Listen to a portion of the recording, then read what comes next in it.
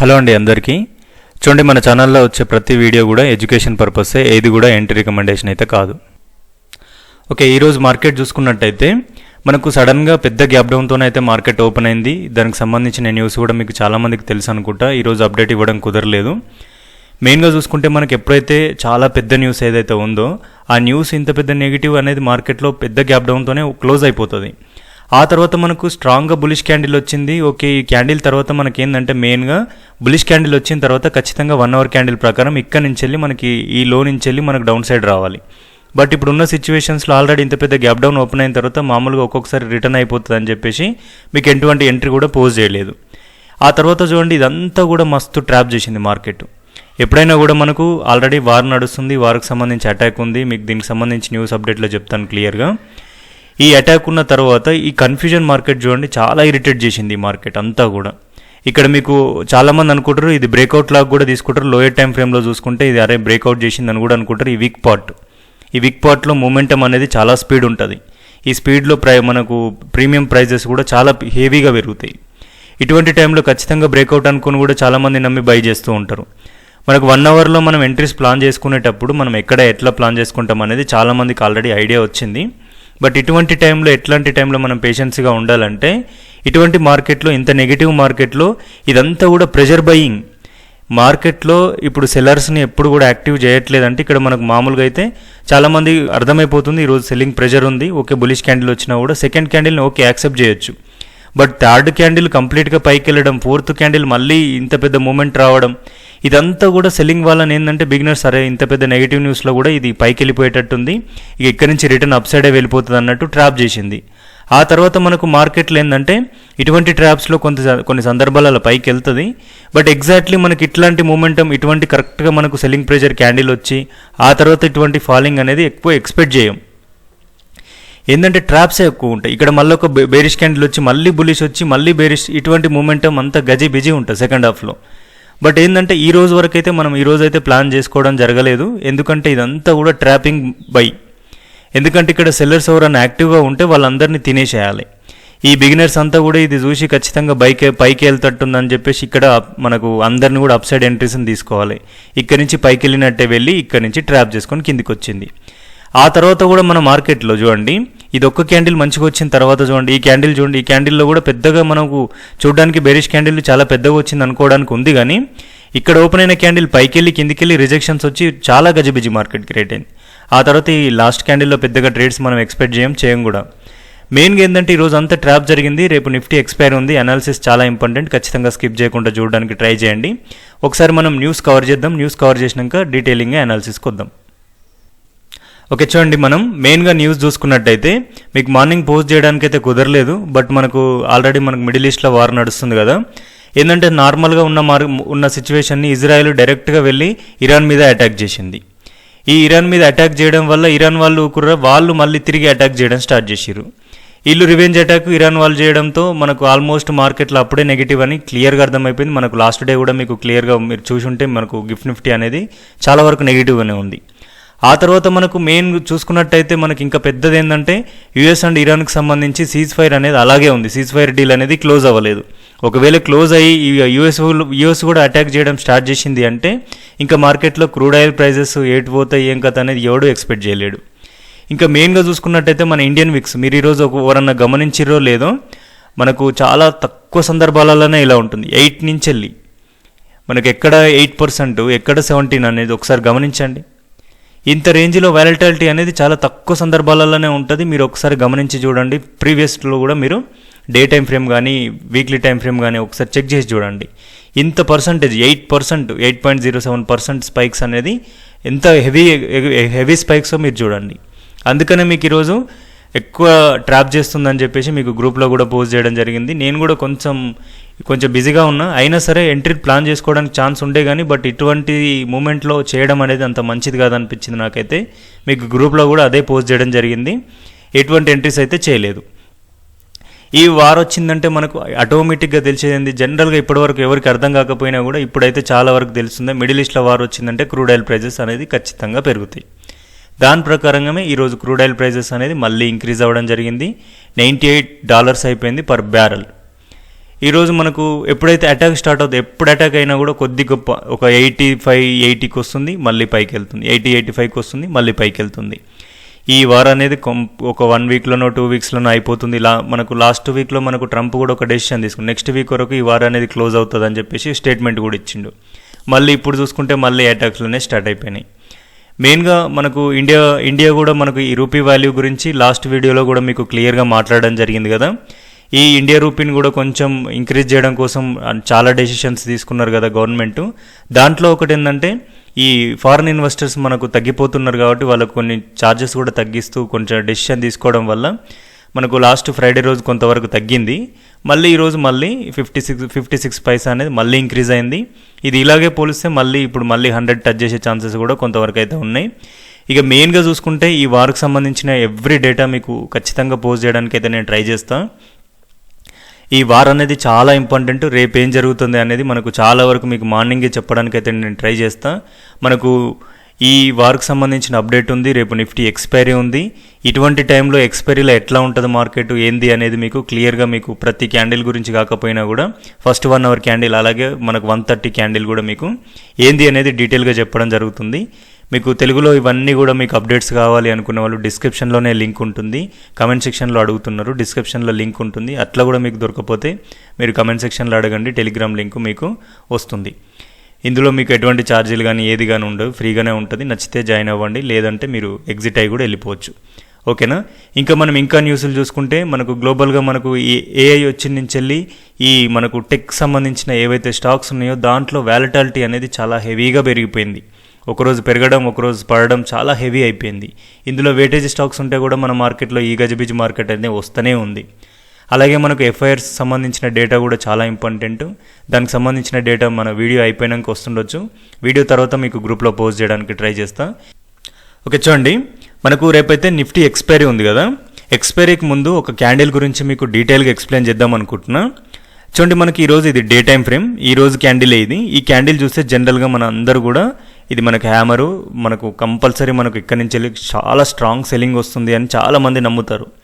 ఇటువంటి candle day time ఫ్రేమ్లో చూస్తే క్యారీ ఫార్వర్డ్లు కూడా చేస్తూ ఉంటారు. మనకి ఇటువంటి క్యాండిల్ వచ్చినప్పుడు ఎంత పర్సంటేజ్ మనకు ఎటువైపు వచ్చే ఛాన్సెస్ ఉంది అనేది ఒకసారి చూసుకున్నట్టయితే చెప్పి పక్కన పెడితే ఓన్లీ ప్రైస్ యాక్షన్ గురించే మాట్లాడుతున్నా నేను. రేపు ఏదైనా భారీ నెగిటివ్ న్యూస్ వస్తే మార్కెట్ పడవచ్చు, బట్ ప్రైస్ యాక్షన్లో ఏం జరుగుతుందని చెప్పడానికి మాత్రమే, ఎవరు క్యారీ ఫార్వర్డ్ చేయడానికి అయితే కాదు. ప్రైస్ యాక్షన్లో ప్రతి పాయింట్ ఎంత వ్యాలిడ్ అనేది మీకు ఈ వీడియో తర్వాత మీకు డీటెయిల్గా అర్థమవుతుంది. చూడండి, మనకు ఎప్పుడైనా కూడా ఈ క్యాండిల్ చూడడానికి చాలా సెల్లింగ్ ప్రెషర్ కనబడుతుంది. ఇటువంటి క్యాండిల్ మనకు ప్రీవియస్ మార్కెట్లో ఎప్పుడన్నా వచ్చిందా ఒకసారి చూద్దాం. అది కూడా చూడండి, మనకు మెయిన్గా వచ్చిన క్యాండిల్ గమనిస్తే మనకి ఇది లాస్ట్ స్వింగ్. మనకు లాస్ట్ వీక్లో మార్కెట్ ఉన్న దగ్గర నుంచి వెళ్ళి చూస్తే ఇది ఒక స్వింగ్. ఈ స్వింగ్కి కంప్లీట్గా కిందికి వచ్చి క్లోజ్ అయింది. మనకు డౌన్ సైడ్లో కూడా పెద్ద విక్ ఏం లేదు. మనకు కంప్లీట్గా ఇక్కడ నుంచి సెల్లింగ్ ప్రెషర్ కనపడుతుంది. నెక్స్ట్ డే రేపు మనం జనరల్గా అందరూ ఆలోచించేది ఏంటంటే మనకు కంప్లీట్గా సెల్లింగ్ అయిపోతుంది, మార్కెట్ చాలా ఫాలో అవుతుందని జనరల్గా అనుకుంటారు. బట్ ఇక్కడే ట్రాప్ జరుగుతుంది. మెయిన్గా ఇటువంటి టైంలో బిగినర్స్ అందరూ కూడా ఇక్కడ నుంచి బయింగ్ ఎవ్వరూ ఎక్స్పెక్ట్ చేయరు. బట్ మార్కెట్లో బయింగ్ ఛాన్సెసే ఎక్కువగా ఉంటాయి. 40% మనకు సెల్లింగ్ ఛాన్సెస్ ఉంటాయి, 60% అప్ సైడ్ వెళ్ళే ఛాన్సెస్ ఉంటాయి. బట్ ఎందుకు చెప్తున్నాను అనేది చూడండి, మీరు ప్రీవియస్ మార్కెట్లో ఏం జరిగింది అనేది మీరు ఒకసారి చెక్ చేస్తే మీకు కూడా గమనిస్తే మీరు అర్థమవుతుంది. నేను డైరెక్ట్గా తీసుకెళ్తా, ఒకసారి చూడండి. మనకు ఇక్కడ లేదు, నేను వెతికి డైరెక్ట్ ఒక దగ్గర చూశాను, అందుకనే మళ్ళీ మీకు చెప్తున్నాను. మీరు గమనిస్తే మాత్రం మీకు డీటెయిలింగ్ అర్థమవుతుంది. ఇక్కడ చూడండి, మనకి ఒకసారి మీరు చూస్తే ప్రతి పాయింట్ కూడా ఎంత వ్యాలిడ్ అనేది మీకు అర్థమవుతుంది. ఇక్కడ చూడండి, ఈ క్యాండిల్ చూడండి, ఇంచుమించు సేమ్ క్యాండిల్ కదా. ఈ క్యాండిల్ తర్వాత మనకి ఇక్కడ కూడా చూడండి ఒక లో, ఇది మనకు ఇక్కడ ఒక స్వింగ్ జరిగింది. ఈ స్వింగ్ తర్వాత మనకు డైరెక్ట్ గ్యాప్ డౌన్ ఓపెన్ అయింది. ఓపెన్ అయిన తర్వాత చాలా స్ట్రాంగ్ రిజెక్షన్ అయింది. కింద విక్ పార్ట్ కూడా ఏమీ లేదు. ఇది మనకు లో దగ్గర ఇటువంటి క్యాండిల్ ఫామ్ చేసినప్పుడు జనరల్గా అందరు సెల్లింగ్ వైపు వెళ్తే మార్కెట్లో ఏం జరిగిందో చూడండి. ఆ నెక్స్ట్ డే కూడా మనకు ఓపెన్ అయిన తర్వాత కూడా మనకు సెల్లింగ్ వైపు వస్తుందని ఎక్స్పెక్ట్ చేస్తే కూడా కంప్లీట్గా సింగిల్ ట్రెండ్ అప్ సైడ్ వెళ్ళిపోయింది మార్కెట్. ఎక్కడ కూడా కనీసం డౌన్ అవ్వలేదు. అనేది ఎంత పాయింట్ అనేది, ఇది ఎంత పెద్ద వ్యాలిడ్ పాయింట్ అనేది మీరు కమెంట్ సెక్షన్లో కమెంట్ చేయండి. ఇంత మెయిన్ ప్రైస్ యాక్షన్ పాయింట్స్ చెప్తూ అనాలిసిస్ చేస్తూ ఉన్నాం, మీకు ఎంతో కొంత ఉపయోగపడుతుంది అనుకుంటున్నా. అట్లీస్ట్ లైక్ కూడా చేయట్లేదు. ఒక లైక్, ఒక కమెంట్ చేయండి, ఖచ్చితంగా మన ఛానల్కి ఎంతో కొంత ఉపయోగపడుతుంది. మీరు లైక్ చేయడం వల్ల ఇంకో కొంతమందికి వెళ్తుంది ఇంత మంచి వ్యాలిడ్ ఇన్ఫర్మేషన్. ఇటువంటివన్నీ కూడా మీకు ఎన్నో పైసలు పెట్టి ఎక్కడో కోర్సులు నేర్చుకున్నా కూడా మీకు దొరకవు. కాబట్టి దొరికిన కాడ ఖచ్చితంగా మీతో పాటు ఇంకో కొంతమందికి ఉపయోగపడాలనుకుంటే మీరు చేసే లైక్ అనేది వాళ్ళకు కూడా హెల్ప్ అయ్యే ఛాన్సెస్ ఉంటుంది. అలాగే నాకు కానీ మన ఛానల్కి కానీ గ్రో అవ్వడానికి అవకాశం ఉంటుంది. కాబట్టి మీరు ఒక్క ఛాన్స్ ఉంటే ఒక లైక్ ఒక కామెంట్ చేయడానికి ట్రై చేయండి. ఇక మనం జనరల్గా అనాలిసిస్కి వెళ్దాం. చూడండి, రేపటి మార్కెట్ గురించి చూసుకున్నట్టయితే మనం మెయిన్గా మీకు ఆల్రెడీ చెప్పడం జరిగింది కదా, ఈ క్యాండిల్ అనేది కంప్లీట్గా ఈరోజు అంతా కూడా ట్రాపే. కాబట్టి ఇటువంటి క్యాండిల్లో మధ్యలో మార్కెట్ ఉంటే ఎట్టి పరిస్థితుల్లో కూడా ఎటువంటి ట్రేడ్స్ అనేది చేయకండి. దీని ఎబోవ్ మార్కెటే మనకు ఛాన్సెస్ అయితే ఎక్కువగా ఉన్నాయి ప్రైస్ యాక్షన్ ప్రకారం. దీని ఎబోవ్ మార్కెట్ మనకి ఈ లెవెల్ ఉంది చూడండి, 23,346 లెవెల్ ఎబోవ్ మన మార్కెట్ ఉంది అంటేనే మనం అప్ సైడ్కి వెళ్ళడానికి ఛాన్సెస్ అయితే ఉన్నాయి. పెద్ద గ్యాప్ అప్ దీని ఎబోవ్ మార్కెట్ ఓపెన్ అయితే రీట్రేస్మెంట్ మీద ఇక్కడ ప్లానింగ్ అనేది చేసుకుందాం దొరికితే. లేదు మనకు డైరెక్ట్గా గ్యాప్ అప్ అయిందంటే ఓపెన్ క్రాస్ అవుతుంటే కూడా మనం ప్లానింగ్ అనేది చేసుకోవచ్చు. దాన్ని ఎట్లా అనేది మీకు టెలిగ్రామ్లో అప్డేట్ చేస్తాం. లేదు మళ్ళీ సేమ్ సిచ్యువేషన్ న్యూస్ నెగిటివ్గా ఉంది, మనం అనుకున్నది జరగలేదు, మనకు డౌన్ సైడ్ వచ్చింది మార్కెట్ అంటే మాత్రం ఈ బులిష్ క్యాండిల్ కింద నుంచి మనం సెల్లింగ్ ప్లానింగ్ అనేది చేసుకోవచ్చు. కంప్లీట్గా మనకు లాంగ్ ఛాన్సెస్ అయితే ఉన్నాయి. 22,950 ఇంకా కూడా డౌన్ సైడ్కి వెళ్ళే ఛాన్సెస్ అయితే ఉన్నాయి. ఈ వారం అనేది చాలా ఇంపార్టెంట్. ఈ వారికి సంబంధించిన ఎటువంటి అప్డేట్ వచ్చినా రేపు ఖచ్చితంగా మిస్ చేయను, ఖచ్చితంగా అప్డేట్స్ అయితే ఇస్తాను. ఇక మీరు జాగ్రత్తగా ఉండాల్సినది ఎక్కడ అంటే ఈ క్యాండిల్ లోపల మాత్రం జాగ్రత్తగా ఉండండి. మీరు ఎట్టి పరిస్థితుల్లో కూడా మార్కెట్లో మీరు ఇక్కడే ఉంటుంది, ఏం చేయలేకపోతున్నాం, ఎట్లాగో ఏదో ఒక ట్రేడ్ వేస్తా అనుకునే పరిస్థితి మాత్రం తెచ్చుకోవద్దు. ఏ పరిస్థితుల్లో కూడా ట్రేడ్ వేయకండి. ఇందులో ఈ మధ్యలో ఈ ట్రేడ్ వేసిర్రు అంటే ఉన్న సిచ్యువేషన్స్లో విక్స్ ఎట్లా ఉంది, హెవీగా ఉంది, ఖచ్చితంగా కొట్టేస్తుంది. ఈ స్ట్రాటజీస్ అయినా కూడా దీని మనకు స్ట్రాటజీస్లో కూడా మూమెంటం ఉంటేనే డబ్బులు వస్తాయి తప్ప ఇక్కడ గజీ బిజీ మార్కెట్లో ఒక్కొక్కసారి మనకు ప్రీమియమ్స్ తగ్గవు, ఒక దాంట్లో తగ్గుతుంది, ఒక దాంట్లో పెరుగుతుంది. స్ట్రాటజీస్లలో కూడా ఫెయిల్ అయ్యే ఛాన్సెస్ ఉంది. మనకు ఎబోవ్ మార్కెట్ వస్తేనే మనకు మంచి మూమెంటం, మనం అనుకున్నట్టుగా ప్రైస్ యాక్షన్ ప్రకారం ఈరోజు అయితే ఏదైతే ప్లాన్ చేసినామో దాని ప్రకారంగా వస్తే మనం అప్సైడ్ చాలా మంచి మూమెంటం సింగిల్ ట్రెండ్ దొరికే ఛాన్సెస్ ఉంది.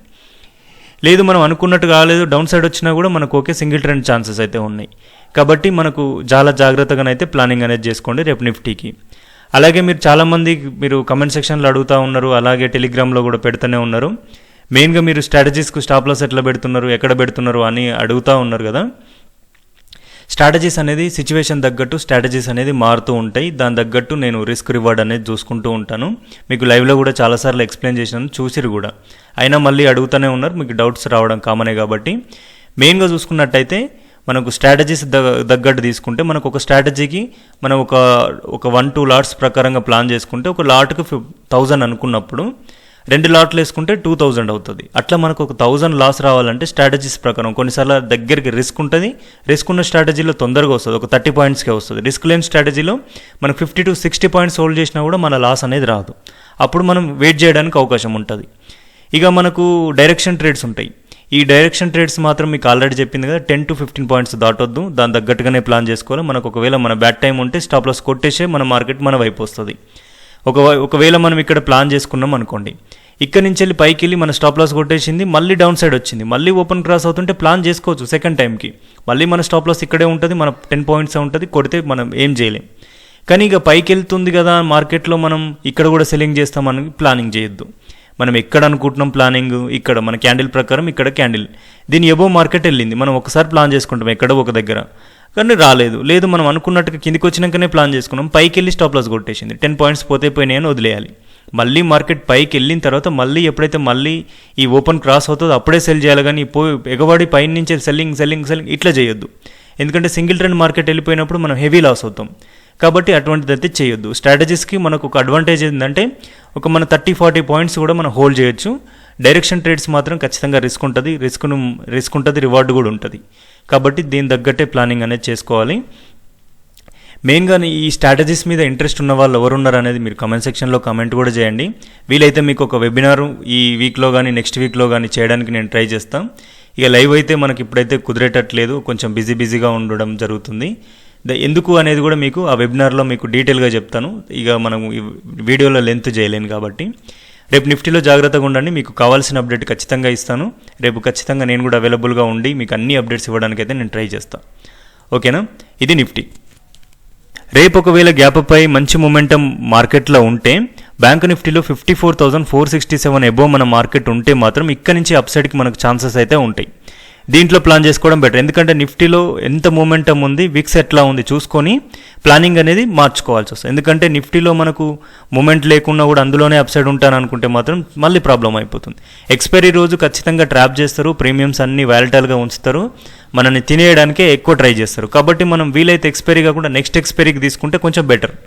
ఎక్స్పైరీలోనే చేస్తామంటే ఓకే, మూమెంట్ని బట్టి చేయాలి. మూమెంట్ లేకపోతే బ్యాంక్ నిఫ్టీకి రండి. బ్యాంక్ నిఫ్టీలో చేయాలంటే బ్యాంకింగ్ స్టాక్స్ అనేది చాలా ఇంపార్టెంట్. అవిటిని కూడా మీరు ఒకసారి అబ్జర్వ్ చేయండి. అట్లీస్ట్ వెయిటేజ్ ఉన్న స్టాక్స్ అన్న చూసుకుంటూ మీరు ప్లానింగ్ అనేది చేసుకోండి.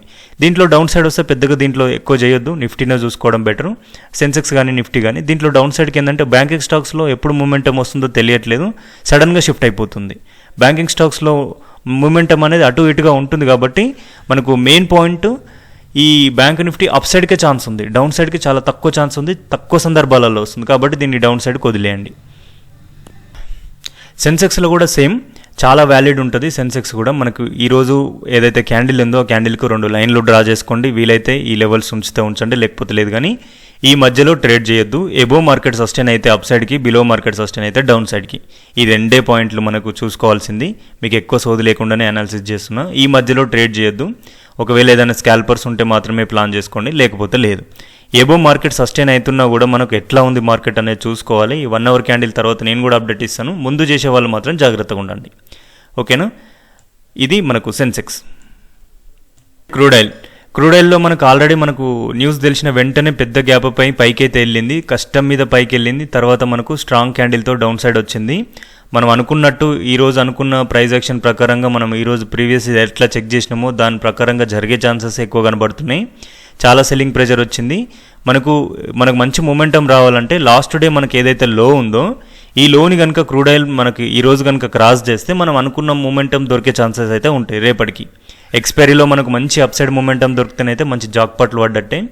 దాని ప్రకారంగా క్రూడ్ ఆయిల్ను కూడా గమనిస్తే మనకు క్రూడ్ ఆయిల్ అనేది 8500 కిందికి వస్తే ఏం జరుగుతుంది అనేది మనకు ఖచ్చితంగా తెలుస్తుంది. అలాగే క్రూడ్ ఆయిల్కి సంబంధించిన ఏంటంటే మనకు ఎక్కువ న్యూస్ మీద డిపెండెడ్ కాబట్టి ఆ న్యూస్ మీకు అప్డేట్స్ ఇస్తూ ఉంటాను. దాన్ని బట్టి మీరు కూడా ఒక డెసిషన్ తీసుకోండి. క్రూడ్ ఆయిల్లో ట్రేడ్ చేసే వాళ్ళు ఎవరన్నా ఉంటే మాత్రం ఇటువంటి బేరిష్ క్యాండిల్ చూసి కానీ లేదంటే ఇటువంటి ప్రైస్ యాక్షన్ చేసుకుంటూ బయింగ్ సైడ్ వెళ్ళిపోతున్న మార్కెట్ని చూసి కానీ గబగబా ట్రేడ్లు చేయొద్దు. క్రూడ్ ఆయిల్ ఉన్నంత వాలటైల్గా ఇప్పుడున్న సిచ్యువేషన్లో ఎక్కడా లేదు. ఒకప్పుడు సెన్సెక్స్లో చూడడానికి భయంకరంగా ఉండేది మార్కెట్, కానీ ఇప్పుడు క్రూడ్ ఆయిల్కి వచ్చేసింది. కాబట్టి దీంట్లో మనకు స్ట్రాటజీలు కూడా ఉండవు కాబట్టి రిస్క్ ఉంటుంది. ఖచ్చితంగా బయింగ్ ఆర్ సెల్లింగే చేయాల్సి ఉంటుంది కాబట్టి కొంచెం కష్టంగా ఉంటుంది. వీలైతే జాగ్రత్తగా ఉండడానికి ట్రై చేయండి, ఓకేనా. ఈ వీడియోలో మాత్రం ఇంతే అండి. నచ్చితే లైక్ చేయండి, కొత్త వాళ్ళైతే సబ్స్క్రైబ్ చేయండి. థ్యాంక్ యూ అండి, థ్యాంక్ యూ సో మచ్.